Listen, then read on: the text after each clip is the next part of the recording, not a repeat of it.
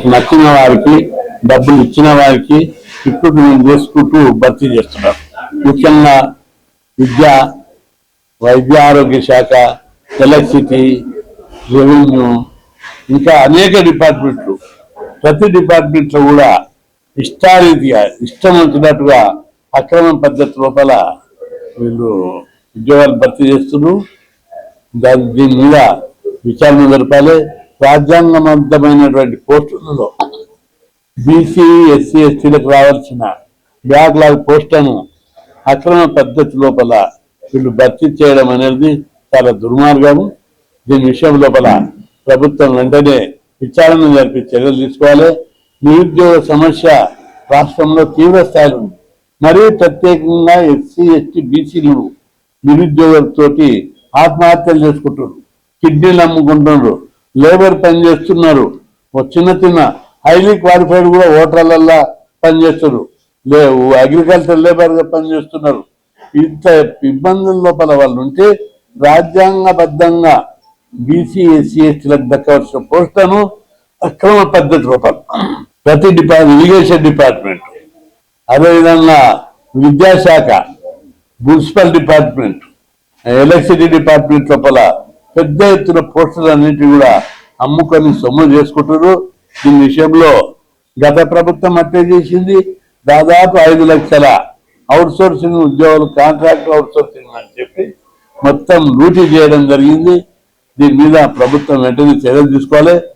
ఎవరెవరైతే అక్రమాలకు పాల్పడ్డారో, ఎవరైతే పోస్టులు లక్షల రూపాయలు తీసుకొని చేతులు మార్చుకున్నారో, కొన్ని రోజులు ఈ విధంగా పోస్టులు తీసి మళ్ళా కొన్ని రోజుల వాళ్ళని తీసేసి వాళ్ళ కొత్తలను పెట్టుకుంటా ప్రజలందరినీ కూడా పిచ్చోళ్ళని చేసినట్టు నిరుద్యోగుల జీవితాలతో తెలగటం. రాష్ట్రంలో నిరుద్యోగ సమస్య ఎంత తీవ్ర స్థాయిలో ఉందో ముఖ్యమంత్రి గారు చెప్తున్నారు. మేము 70,000 పోస్టులు ఇచ్చినామని. అక్రమ పద్ధతిలో అవుట్ సోర్సింగ్, కాంట్రాక్టు, టెంపరీ అని చెప్పి ఎస్సీ, ఎస్టీ, బీసీలకు రావాల్సిన బ్యాక్లాగ్ పోస్టులు, రిజర్వేషన్ పోస్టులను పక్కకు పెట్టి డబ్బున్నోళ్లకు లంచాలు తీసుకొని అమ్ముతున్నటువంటి వాటి మీద విచారణ జరపవలసినటువంటి అవసరం ఉంది. దీని విషయంలో ఎంబడ చర్యలు తీసుకోకపోతే మాత్రం తీవ్ర పరిణామాలు జరుగుతాయని చెప్పి ప్రభుత్వాన్ని హెచ్చరిస్తున్నాం. ఎక్కడికక్కడ ఆ జిల్లా స్థాయి అధికారులు, కొన్ని మంత్రుల బంధువులకు పోయిన ప్రభుత్వం లోపల కూడా పెద్ద ఎత్తున అక్రమ పద్ధతితో ఇప్పుడు ఎలక్ట్రిసిటీ లోపలైతే ఇష్టారీతిగా చేశారు. మున్సిపల్ డిపార్ట్మెంట్ లో బోగస్ ఉద్యోగులను సృష్టించారు. బోగస్ ఉద్యోగుల పేరు మీద దందా చేశారు. అదేవిధంగా విద్యాశాఖ లోపల, ప్రతి ఇరిగేషన్ లోపల, దీని లోపల అవుట్ సోర్సింగ్, కాంట్రాక్ట్ అని చెప్పి చాలా లక్షల రూపాయలు తీసుకొని అక్రమ పద్ధతి లోపల భర్తీ చేశారు. వీటన్నింటి మీద కూడా సమగ్రంగా విచారణ జరపాలి. ఎవరెవరైతే లంచాలు తీసుకున్న ఉన్నత అధికారులు కానీ, నాయకులు కానీ ఉంటే వాళ్ళ మీద కఠిన చర్యలు తీసుకోవాలని చెప్పి నేను ప్రభుత్వాన్ని డిమాండ్ చేస్తున్నా. ఒకవైపు నిరుద్యోగ సమస్యతోటి నిరుద్యోగులు ఆత్మహత్యలకు పాల్పడుతున్నారు.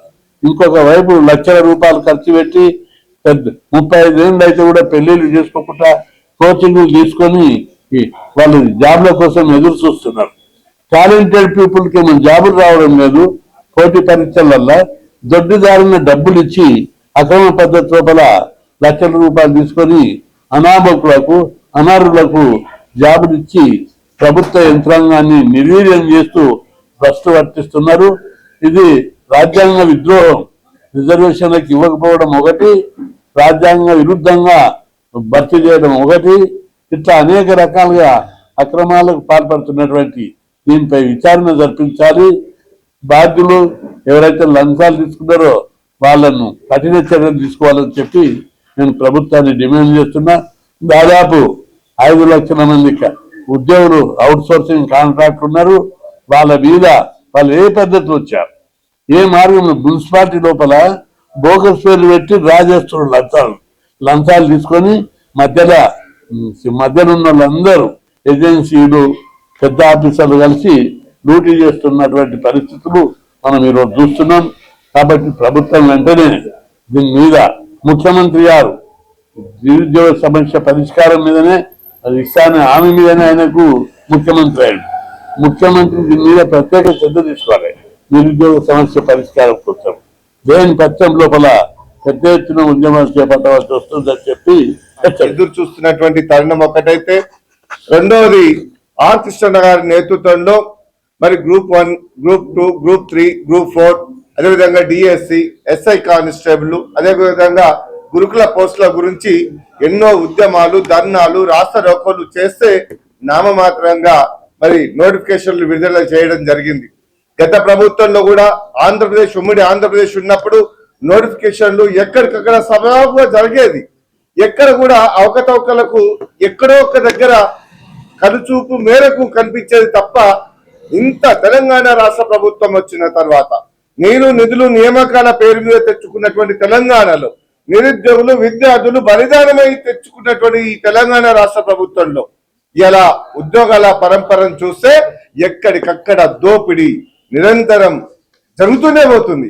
ఇలా అవుట్ సోర్సింగ్ విధానంలో 2 లక్షల నుంచి 4 లక్షల వరకు అమ్ముకుంటున్నారు.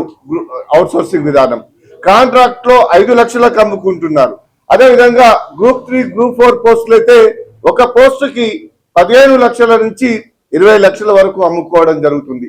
ఇక గ్రూప్ 3, గ్రూప్ 2 చూసుకున్నట్టయితే 30 లక్షల నుంచి 40 లక్షల వరకు మనం చూసాం.